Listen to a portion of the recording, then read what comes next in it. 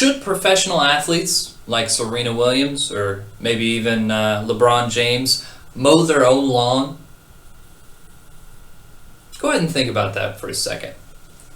Should these amazingly gifted, talented people mow their own lawns?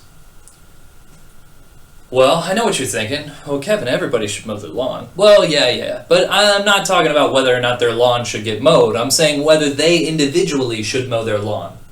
Well, this is a question that Mankiw poses towards us, I believe in chapter 2 of this textbook. And he asks us, why not? Why not?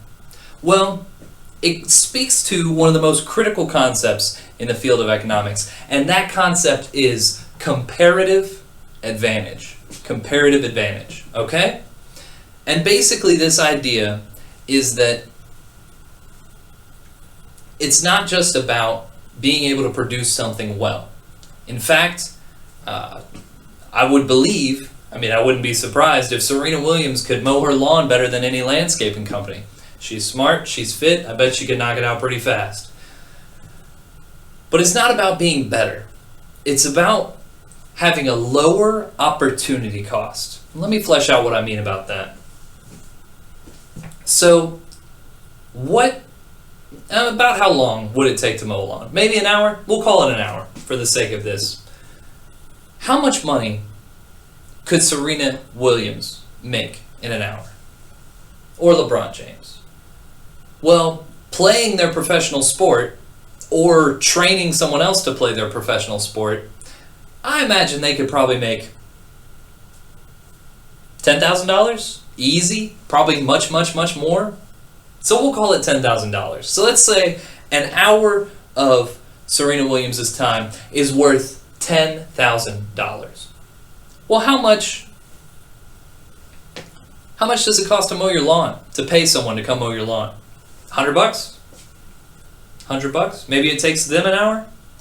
So, what is the opportunity cost of Serena Williams taking an hour of her very valuable time to go out in the backyard and mow her lawn? Well, that same hour, what is she giving up to get, right? What is she giving up that she could be doing with that hour to get her lawn mowed by herself? Well, that's $10,000, right? Or much more, for sure, right?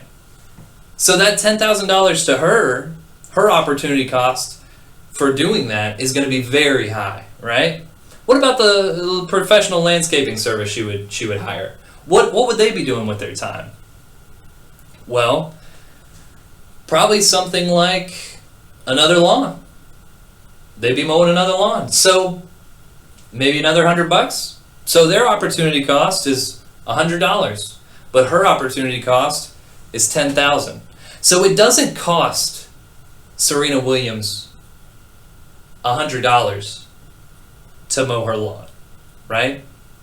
If she chooses to do it herself, it costs her $10,000 implicitly, right?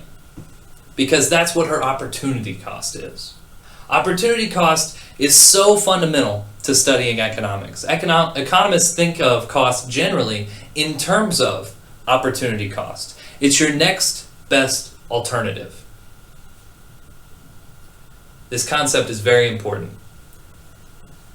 And this concept of comparative advantage, having a lower opportunity cost, is very important to not just trade between people, between Serena Williams and her lawn care service, but also trade between countries.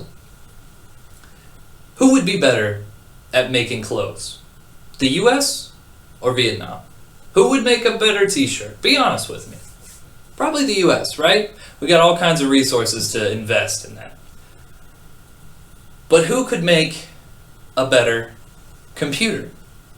Or a better software for your computer? Well, that's definitely the US, right? It's questionable if the current state of the Vietnamese economy could even put together a large software company like an Apple, per se. Yeah? So even though the US probably has absolute advantage both in clothing and computer software, we only produce what we have a comparative advantage. What is our relative advantage? Well, probably in that software, right?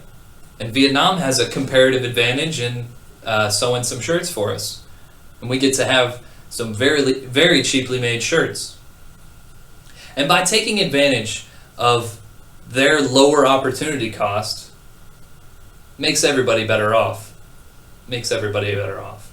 Look in the description as well for some videos describing just how that works.